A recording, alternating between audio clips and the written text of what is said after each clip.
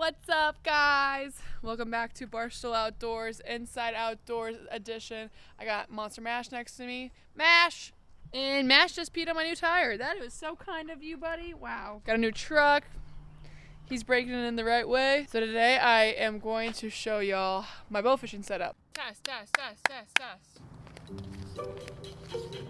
Ugh.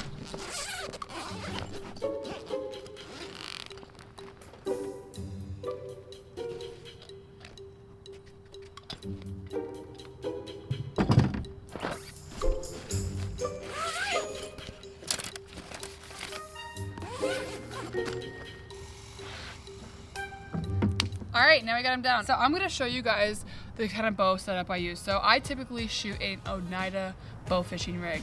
They also do like recurves too for hunting and fishing. My go-to for bow fishing is always an Oneida. This is what that looks like. So I got two. I'm always packing two, no matter what, just in case something breaks. You always have a backup no matter what. I feel like you guys can barely see me, so I'm propping this up a little bit. Ah, there we go. There we go, boys and girls. So I got the Oneida Osprey here, and then I got a custom one done, another Osprey right here. Right now I'm in Georgia, and this next week I'm actually gonna be traveling in my new pickup, the one that Mash just peed on. I'm headed to Alabama. We're gonna do some bow fishing with my friend Cole. He's really good. He's like probably one of the best bow fishermen I've ever seen. He's really quick. And then we're gonna head down to Arkansas, go frog snatching, maybe use the fish hawk blowgun, shoot some frogs, and then go back to Alabama and actually catch 2-pound bluegill with Sarah Parvin. I'm really excited, I've never done that. It's gonna be so sick. It's really exciting to catch like giant panfish. I love crappie fishing. My dad's obsessed with bluegill fishing. So he's more excited I think than I am to actually go do this and see like the caliber of fish that they raise. They have their own pond, and it's just like super specific on what they put in the pond, when they catch them, how they release them, what they feed them, etc. So I'm excited to learn about that, so stay tuned, that's coming up. I'm really excited. First off, I wanted just to show you guys, I get a lot of questions all the time of like what kind of bow I'm shooting, how to get into the sport. So I wanted to show you my setup and then do a little bit of tips and tricks. Before any other trip, whether it's a bow fishing trip or a hunting trip, I'm always packing 2 bows. That's just because it's different than a gun, and usually guns, when you travel with a gun, it's not gonna break. I mean, knock on wood, it might, but traveling with bows, there's a lot of things, a lot of accessories on the actual weapon that can break. I've shot this bow specifically for like 8 years, probably longer than that. It's been a long time. So when I first got into bow fishing, this I think was one of my firsts, and it's done pretty well for me. I have to usually put on a new reel sometimes, just because I really beat them up, especially with big fish. And I have my custom Oneida that I just got this past year that I've been shooting. So I just shot some common carp and buffalo up in Wisconsin. So let's go ahead and throw a little clip there. He's right under the bugs. I can't see him. Shooting this giant one. Buddy. Good job. That's what you call a common carp, boys and girls. It's a nice sized one too. So now you got the gist of what the bow looks like and what I've been doing. So that's bow fishing if you've never seen it. So I got the bow itself. It's a lever bow. And the reason why I shoot Oneidas is because you can just like put it back and forth easily and it's not gonna blow up. You're not gonna worry about the wheels on the compound bow that can get like stuck on your leg, get with your hair. There are a lot of stuff can happen where it can blow up. Also, like if you twerk the compound, it's gonna blow up. If you twerk the Oneida, it's not gonna blow up. It's just like, this is I guess a go-to bow fishing bow. Like all the pros, all the big time people shoot an Oneida. All my buddies shoot Oneidas, and I just like really love it, especially if you just wanted to do like all instinctive. This is the bow to shoot, in my opinion, especially when it comes to bow fishing. And then we got the reel. So we go to the reel. So I shoot a muzzy reel. This is what this kind of looks like. I got my line up there. This one needs a new screw. But you can see here it's turned to the side and just a push. That lets the line go out, and then you just start reeling, and then it won't go out. So that's the cool part about the muzzies, and it's easy because it always comes with some heavy duty line. Then you need your rest, so I use like a muzzy reel, muzzy rest. You need a rest on any boat that you shoot. And then you have this guy right up here, it's green. So you can see it. Looks like a little wheel. This is just an attachment, another accessory, so if you get stuck, if you hit like in between a couple of rocks, or if you're in a bunch of crap, you can literally just twist the line on here and pull.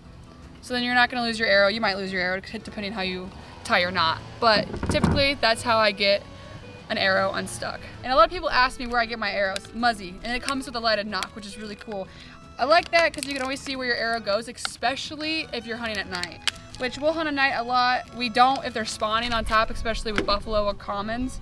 It's pretty easy to see them, especially if they're just like up mouthing with the big heads and everything as well. But you just put that sucker on and voila. You got our lighted nock and the arrow. See if you can see that. This is my bow fishing setup. It's pretty simple. You can go online and order these products. You can also go to a Bass Pro Shops. I know that they do sell Oneidas, especially the ospreys. The ospreys are what I shoot for bow fishing. If you're just getting into bow fishing, with any other sport you don't want to spin an arm and a leg, go on the cheaper side, see if you like it. You can probably go on Amazon, I'm not sure, but you get a cheaper bow. Try it out, see if you enjoy it. When you go cheaper, it's not gonna be as durable, it could break easily. It just depends what you wanna buy. Let's insert some of those. And I'm gonna show you how to tie a knot. I gotta go get a knife, BRB. I just ran and had to get some scissors because I wanted to show you guys how to tie a knot with the arrow. Okay, when I first start my bow fishing trip, every trip I would tie a new knot. Because typically I can't remember when was the last time I actually went on a trip. And you want a fresh knot so it doesn't break and get all dull and like you shoot a big fish, then you lose it. That would suck. It's really easy, really easy to tie a knot and put the arrow on. All you literally do is you make a little loop. So like this size, I'd say. Just make a nice little loop. And then put it all the way down. And voila, nice loop. I don't know if you can see that, but here it is. Got my arrow. The arrows have little holes in them. You can see it right here. You just stick it through.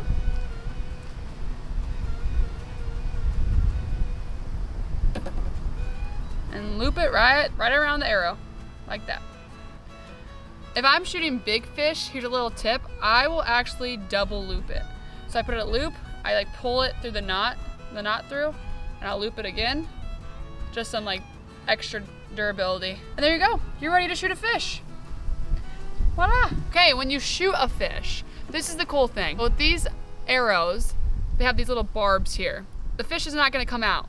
You shoot it through, you shoot in it, it's not gonna come out. How to get your arrow out? You usually wanna stick it all the way through the fish. So, I mean, honestly, whenever you see a fish and it's coming to you, you always kind of want to push down on the arrow so it's really in there because the flesh of the fish super soft. So you could grab onto the arrow, which I would not recommend, and you might just pull the entire arrow out and the fish is gone. What you need to do here is loosen this, like the tip of it, and then you can push the barb, the opposite end, and then you can just slide it right out. You won't hurt yourself, won't lose the fish, and you will do that when the fish is in the boat. And that is my setup.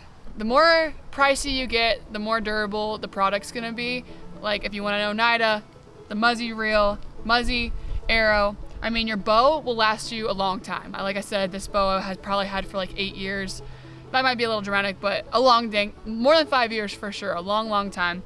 Just like anything else, take care of it, change the line. I've been kind of rough with this guy and the reel itself is bent because I just like kind of throw my bow around, especially when I shoot a big fish and I just like throw it on the boat and pull that sucker in. Definitely load up with a lot of arrows because you don't know when you're gonna lose an arrow, the tip's gonna break, the nocturnal breaks, you never know. It gets kind of slimy and crazy and when you're shooting bigger fish. And always have a spare. You want a backup bow. That's with bow fishing or bow hunting. You never know when you're gonna need it. That can be an old bow, new bow, doesn't really matter. That's what some of my tips for bow fishing. If you really wanna get into it, like anything else, you can just go on social media.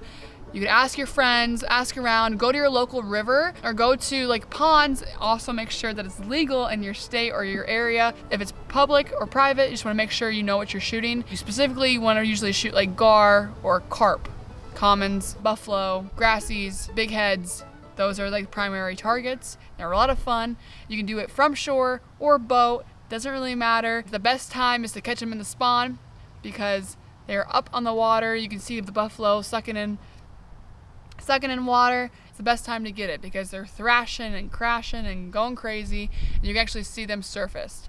Also, when you're bow fishing, make sure you have polarized sunglasses because you are not gonna see the fish if you're not wearing polarized sunglasses, because they're usually, the water's murky, especially if there's been a lot of fish in the area, and you won't be able to see actually down. There's a lot more tips to be given, but if you want some products, this is my go-to setup. If you want to get into bow fishing, ask your friends, DM me. I can give you some more ideas on how to do it. Have fun. Stay tuned on all my trips. We're about to have a lot of fishy activities happening starting this weekend, and I'm really, really excited. Stay tuned, and thanks for watching Barstool Outdoors Inside Outdoors. Make sure you like, comment, and subscribe, and thanks for watching Barstool Outdoors by Sydnie Wells.